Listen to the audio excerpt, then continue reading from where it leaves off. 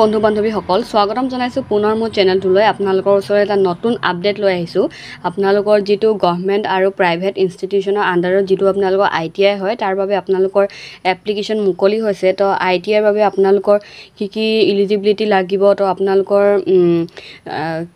কিমান application fees হ'ব কিমান আপোনালোকৰ এপ্লাই কৰোঁতে কেনেকৈ কি কৰিব লাগিব তো সকলোবিলাক আপোনালোকৰ লাষ্ট ডেট কেতিয়া তো সকলোবিলাক আপডেট আপোনালোকক মই ভিডিঅ'টোত দিম তো ভিডিঅ'টো শেষৰলৈকে চাই থাকিব তো আপোনালোকৰ এটো হৈছে এডমিশন ইনটু আপোনালোকৰ গভৰ্ণমেণ্ট ITI ত আপোনালোকৰ এডমিশন ল'বলৈ হ'লে আপোনালোকৰ কি লাগিব তো আপোনালোকৰ ইয়াৰ আণ্ডাৰত NCVT আৰু SCVT আছে আৰু তাৰ আণ্ডাৰত আপোনালোকৰ IMCও আছে তো ইয়াৰ বাবে আপোনালোকৰ এপ্লিকেশ্যন ডেট ষ্টাৰ্ট হৈ গৈছে 22 মে'ৰ পৰা তো আপোনালোকৰ লিখা আছে 22 মে'ৰ পৰা আপোনালোকৰ 10 জুনৰ ভিতৰত আপোনালোকৰ এপ্লিকেশ্যন কৰিব লাগিব আৰু আপোনালোকৰ verify of particular candidates by the government institute ITI তো আপোনালোকৰ 22 তাৰিখৰ পৰা 11 জুনৰ ভিতৰত আপোনালোকৰ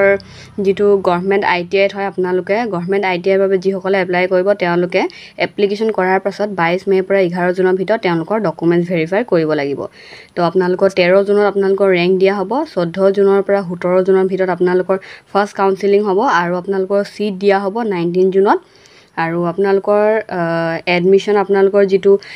ফিজ ডিপোজিট কৰিব লাগে এডমিশন আপোনালোকৰ হেতু হ'ব আপোনালোকৰ 20 21 আৰু 23 জুনত আৰু আপোনালোকৰ সেকেন্ড কাউন্সেলিংও হ'ব তাৰ পাছত 25 জুনত তেনেকৈ আপোনালোকৰ সেকেন্ড কাউন্সেলিংৰ ডেট দিয়া আছে থাৰ্ড কাউন্সেলিংৰ দিয়া আছে যদি আপোনালোকৰ ফাৰ্ষ্টটো নাপায় সেকেন্ডত পাব পাৰে থাৰ্ডটো তো তেনেকৈ আপোনালোকে কৰিব পাৰে তো যদি আপোনালোকৰ প্ৰথমটোত নাপায় দ্বিতীয়টোৰ বাবে ওয়েট কৰিব তেনেকুৱা তো আপোনালোকৰ ইয়াৰ বাবে এপ্লিকেশ্যন এপ্লাই প্ৰসেস কেনেকুৱা হ'ব তো ইয়াৰ বাবে আপোনালোকে অনলাইন এপ্লাই কৰিব লাগিব যেটো ITI আপোনালোকৰ ৱেবছাইট আছে তাত গৈ কিনে আপোনালোকে ডাইৰেক্টলি এপ্লাই কৰিব পাৰে আৰু এই এপ্লাইটোত আপোনালোকৰ কোনো ধৰণৰ এপ্লিকেশ্যন ফিজ নালাগে আপোনালোকৰ এপ্লিকেশ্যন ফ্ৰী হয় তো আপোনালোকে কেৱল এপ্লাইটো কৰিব কৰি কিনে আপোনালোকৰ যিখন ডকুমেণ্টছ ওলাব তাৰ লগত আপোনালোকে যি ডকুমেণ্টছ এপ্লাই কৰিছিলে তো যিদিনাখন আপোনালোকৰ কাউন্সেলিং অৰ্থাৎ আপোনালোকৰ যিদিনাখন ভেৰিফিকেশ্যন আছে আপোনালোকে গভৰ্ণমেণ্ট আপোনালোকৰ নিয়াৰেষ্ট গভৰ্ণমেণ্ট ITI ত গৈ কিনে আপোনালোকে ভেৰিফিকেশ্যনটো কৰি ল'ব পাৰে তো এইটো সম্পূৰ্ণ প্ৰচেছটো আপোনালোকৰ ফ্ৰী হয় কোনো ধৰণৰ পইচা দিব নালাগে আপোনালোকে আৰু আপোনালোকৰ সিলেকশন প্ৰসেসটো কেনেকুৱা ইয়াৰ বাবে আপোনালোকে কোনো ধৰণৰ এক্সাম দিব নালাগে আপোনালোকৰ যেটো মেট্ৰিক্সৰ মাৰ্কস আছে তো তাৰ আণ্ডাৰত আপোনালোকে বেচিছ কৰি কিনে আপোনালোকৰ ইংলিশ ম্যাথমেটিক্স সাবজেক্ট কিটা আপোনালোকৰ চাব মাৰ্কস যদি আপোনালোকৰ ভাল থাকে আপোনালোকৰ যদি মাৰ্কস ভাল তেতিয়া হলে আপুনি গভৰ্ণমেণ্ট ITI ত আপোনালোকে সিট পাই যাব তো তেনেকৈ আপোনালোকৰ প্ৰসেসটো হয় তো ইয়াৰ ভাবে এক্সাম দিব নালাগে কেৱল HSLC যেটো আপোনালোকৰ মাৰ্কস হেতু মাৰ্কসটো ভাল হ'ব লাগে যদি আপুনি গভৰ্ণমেণ্টত বিচাৰে আৰু যদি প্ৰাইভেটত বিচাৰে আপোনালোকৰ চাৰ্জটো বেছি হ'ব তো প্ৰাইভেটত আপোনালোকৰ যিকোনো পাৰ্চেন্টেজতে আপুনি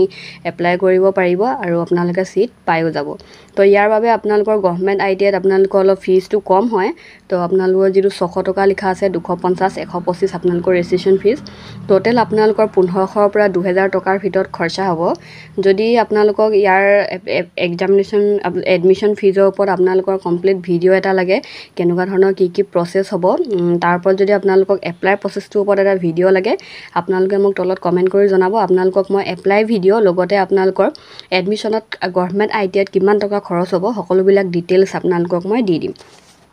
আৰু আপোনালোকৰ BPL ক্যান্ডিডেটৰ বাবে অলপ ফিজটো আপোনালোকৰ কমি যাব আপোনালোকৰ যেটো গভৰ্ণমেণ্ট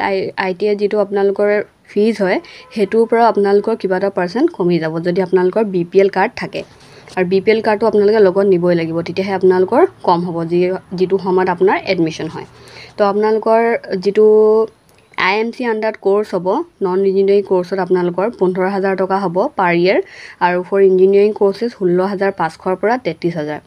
তো আপোনালোকৰ ট্ৰেড কিটা আপোনালোকে এটা সিলেক্ট কৰি ল'ব পাৰে আপোনালোকে কোনটো ট্ৰেডত আপোনালোকে কৰিব বিচাৰে তো আপোনালোকৰ ফিটাৰ থাকে ডিজেল থাকে বয়লাৰ থাকে তেনেকৈ আপোনালোকে কোনটো কোৰ্সত আপোনালোকে কৰিব বিচাৰে তাৰ ডিটেইলছ বিলাক আপোনালোকে চাই ল'ব তাত অপচনত ওলাই যাব যেতিয়া আপোনালোকৰ কাউন্সেলিং হ'ব তেতিয়া প্ৰথমেটো কেৱল এপ্লাই কৰিব লাগে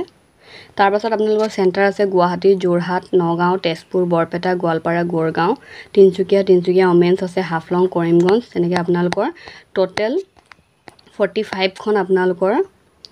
যেটো ITI আপোনালোকৰ গভৰ্ণমেণ্ট ITI ৰ বাবে আছে তাৰ ওপৰত প্ৰাইভেট ITI ৰ আপোনালোকৰ আছে নাম তো ইয়াতো আপোনালোকে এপ্লাই কৰিব পাৰে এবিলাক প্ৰাইভেট ITI হয়